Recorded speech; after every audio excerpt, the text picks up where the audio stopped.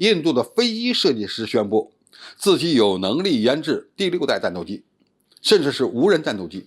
这个说法靠谱吗？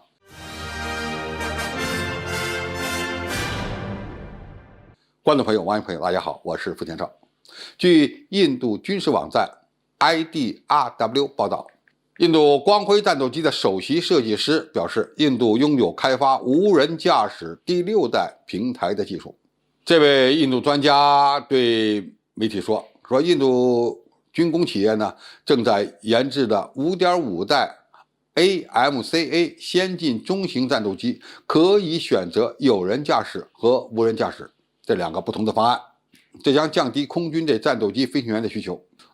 AMCA 先进中型战斗机的自动控制系统将具有一定的人工智能水平，该系统将以多种方式减少飞行员的工作量，包括自动起飞和自动着陆功能，还可以在飞行员因驾驶飞机在实施高机动飞行时因过载太大而受伤或失去知觉的紧急情况下，远程的接管飞机。目前世界上的一些大国正在积极开发的第6代战斗机，也就是我们说的第5代战斗机的项目上，都考虑过智能化这个问题，而且呢，都将有一定程度的拥有由 AI 系统支持的有人和无人系统或者平台。但是要开发一个无需载人的第6代或者第5代战斗机的无人平台，将有助于工程师和设计师在不考虑人权安全的情况下维持飞机的运行，从而避免受人体生理极限所带来的一些限制。印度的军事专家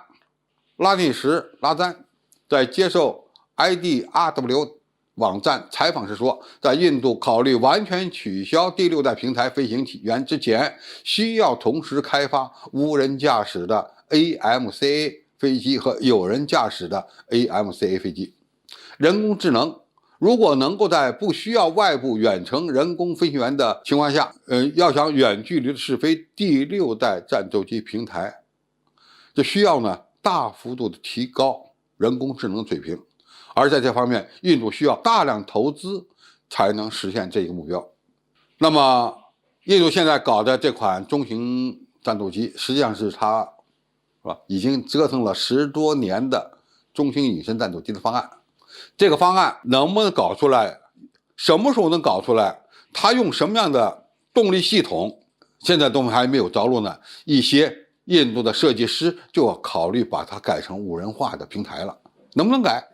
理论上讲是完全是可以改的。你像美国的 F-35隐身战斗机，在研发阶段，除了提出要分别为空军、海军和海军陆战队研发 F-35A、F-35B、F-35C 之外呢，还有一款无人驾驶的 F-35，但是到目前为止，这个无人驾驶型 F-35还没影子呢。那么印度是否要走美国这个老路，花个几十年时间研制出中型隐身战斗机，然后再考虑开发无人化的中型机，而且最终能否实现，什么时候实现，它的作战效能如何，恐怕都需要认真的思考才能够实现的。奉劝印度这些飞机设计师还是脚踏实地，一步一个脚印，把你没有掌握的技术逐渐通过预研掌握了，把你没有开发成功的飞机逐渐把它搞成天，再考虑下一步一架完全自主的智能化的无人战机的研发，恐怕还不是现在印度的飞机设计师所能承担的使命任务。扎扎实实一步一个脚印，恐怕才是最好的途径。好，今天的评述就到这里，谢谢大家收看，我们下期再见。